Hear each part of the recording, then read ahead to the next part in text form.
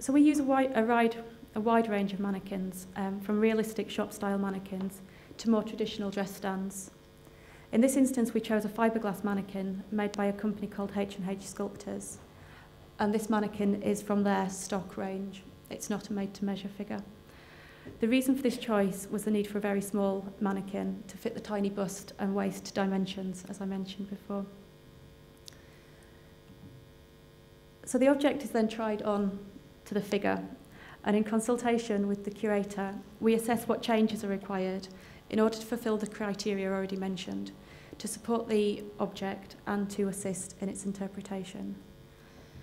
So I hope everyone agrees that this object doesn't look very good right now. Aside from that, it is in danger of sustaining structural damage because the sleeves are pulling on the shoulders. As we see on the next slide, these are the types of things that we'd be noting down and planning to rectify in the mounting process. So you can see that the garment is totally unsupported. It's difficult to see what the sleeves are supposed to look like because the shoulders are too narrow and the bust is in the incorrect position. In addition, the skirt is not sufficiently full, and as a result, the bodice is hitched upwards at the front, where the waistband should be straight.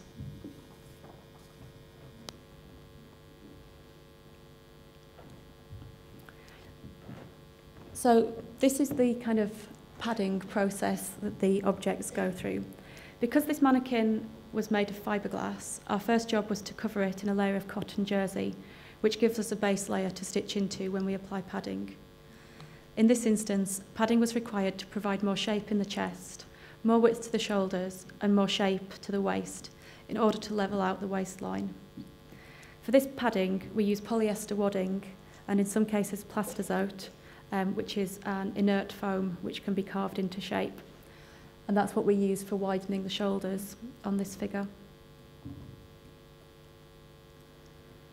So before the second fitting of a garment, we'll make a second cotton jersey cover to protect the object from the polyester wadding. We then concentrate on making underpinnings to support the garment as its original undergarments would have done. The inner support is provided by a calico and rigoline tube petticoat, which really takes the place of a pair of legs. Above this, we add various layers of net, depending on the shape that we need to create. The top layer of net is always done with a soft net, and this gives a nice smooth finish to any shapes that have been built up.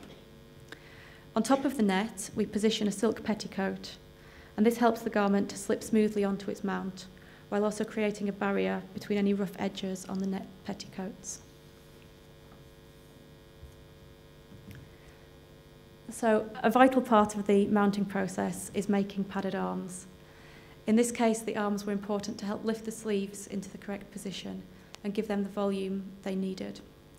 Padded arms are generally made from calico, silk and polyester wadding, with the wrist made from cardboard and also covered with calico and silk. In this example, further padding has been added with silk and soft net to help give the sleeves enough volume. So with all these underpinnings in place, generally just pinned in place, a second fitting is usually done to assess whether any further padding is required or if any adjustments are needed to the underpinnings. Again, this is a process which is carried out with the participation of the curator. So in the case of this dress, I ended up reducing the bust a little bit and carried out some additional padding to the shoulders after the second fitting. At this stage, we also start to think about any missing elements of the costume. In the case of some garments, not all the components of the original outfit are present, which can cause misinterpretation of the garment. This can sometimes mean that either a suitable replacement is found from the collection or a replica is made to assist with the way the object is read by the audience. So this particular dress would have originally been worn with a shawl or pelerine and with a collar, and the curator felt it was important to reinstate both of these accessories. A pelerine was luckily found in the collection, and a replica collar was made to be worn along with this. The belt of this garment is also a replica and was deemed vital to the interpretation of the dress.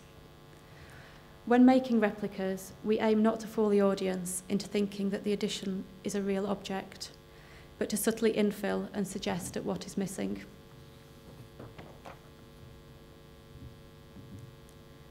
So here we have the finished article. And once again, I hope everyone agrees that it looks a little bit better once it's been finished. So the dress is now able to be interpreted correctly by the audiences. And at the same time, it's well supported on its mount. Further damage should be minimised as a result of this. And the object is also safe to travel dressed onto its mannequin. So I'm just going to say a little bit more about mannequins, and I'm going to tell you what we do when a standard range mannequin that we can pad up just won't create the correct shape, as can be the case with some objects, particularly if a particular pose is required, or, as in this example, a mannequin was specially made for the wedding dress of Dieter von Teese, as it required a very specific body shape. So most of the customised figures we use are made in fiberglass by H&H sculptors. Normally we would start by trying the object on one of their standard range figures and making notes about how the fit could be improved. Alterations are then made to the mannequin before a second fitting. And this slide shows Gwen Stefani's wedding dress at its second fitting. The back of the mannequin has been removed, and notes on the mannequin show how much the back should be brought back out again in order to better support the object. Now, the great thing about custom-made figures is that once they've been finished, they require very little, if any, padding. They give a really clean kind of display method for an object. So here you can see the finished mannequin for the wedding dress worn by Gwen Stefani when she married Gavin Rossdale in 2002.